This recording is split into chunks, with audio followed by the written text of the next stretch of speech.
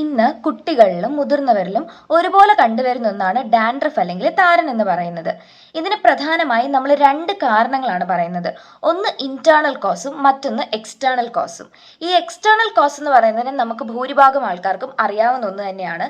അതായത് ഡ്രൈ ആയിട്ടുള്ള scalp, fungal infection, അതുപോലെ തന്നെ തെറ്റായിട്ടുള്ള ഹെയർ പ്രോഡക്ട്സ് യൂസ് ചെയ്യുന്നതും.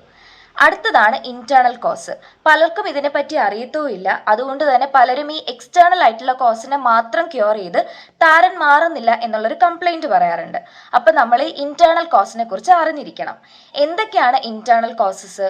സ്ട്രെസ്, ഹോർമോണൽ ഇംബാലൻസ്, അതുപോലെ തന്നെ ഇംപ്രോപ്പർ ആയിട്ടുള്ള ഡയറ്റ്. ഈ ഇംപ്രോപ്പർ ഡയറ്റ് എന്ന് പറയുന്നത് നമ്മൾ ശ്രദ്ധിക്കേണ്ട ഒന്നാണ്. കാരണം ഇത് നമ്മുടെ ഗട്ടിലുള്ള ബാക്ടീരിയൽ ബാലൻസ് തെറ്റിക്കുകയും പ്രോപ്പർ ആയിട്ടുള്ള ഡൈജഷനെ അത് ഡിസ്റ്റർബ് ചെയ്യുകയും അതുപോലെ തന്നെ ന്യൂട്രിയന്റ് അബ്സോർപ്ഷൻ കുറയ്ക്കുകയും ചെയ്യുന്നു. അതിൽ ഏറ്റവും ഇമ്പോർട്ടൻ്റ് ആയിട്ട് വൈറ്റമിൻ B12ന്റെയും ബയോട്ടിന്റെ അബ്സോർപ്ഷൻ ഇത് ഡിസ്റ്റർബ് ചെയ്യുകയും അത് കാരണം ഡാൻഡ്രഫ് ഉണ്ടാകുകയും ചെയ്യുന്നു. അതുപോലെ തന്നെ നമ്മുടെ ഗട്ടില് ഈസ്റ്റൻ ഫംഗൽ ഓവർഗ്രോത്ത് കാരണം ഈ ഡാൻഡ്രഫ് ഉണ്ടാകാം. അതുപോലെ തന്നെ എക്സസ് ആയിട്ടുള്ള ഷുഗർ അല്ലെങ്കിൽ ജങ്ക് ഓയിലി ഫുഡ്സ് ഒക്കെ കഴിക്കുന്നത് കൊണ്ടിട്ടുണ്ടാകാം. ഫുഡ് അലർജീസ് അല്ലെങ്കിൽ ഫുഡ് ഇൻടോളറൻസ് ഉള്ള ആൾക്കാരിലും ഈ ഡാൻഡ്രഫ് വേഴ്സൺ ആകാൻ ചാൻസ് ഉണ്ട്.